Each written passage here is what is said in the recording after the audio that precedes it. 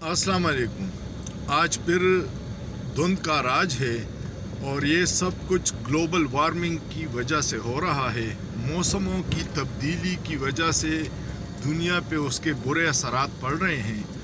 आज है तकरीबन 23 जनवरी और नारान, कागान और उन इलाकों में अभी तक उस तरह की बर्फबारी नहीं हुई जिस तरह पहले होती थी।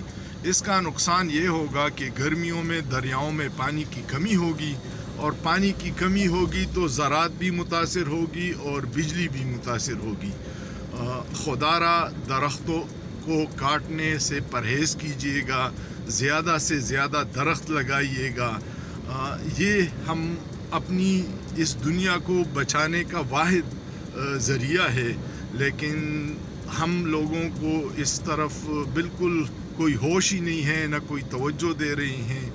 एक इमरान खान ने बिलियन ट्री सुनामी शुरू किया था जिस पे बड़ा तनकीद हुआ था और लोग उसको मजाक समझ रहे थे, लेकिन हर साल मौसमों की तब्दीली में जो बदलाव आ रहा है, ये इससे सबसे ज़्यादा मुतासिर 10 ममालिक में पाकिस्तान का 6ठा नंबर है।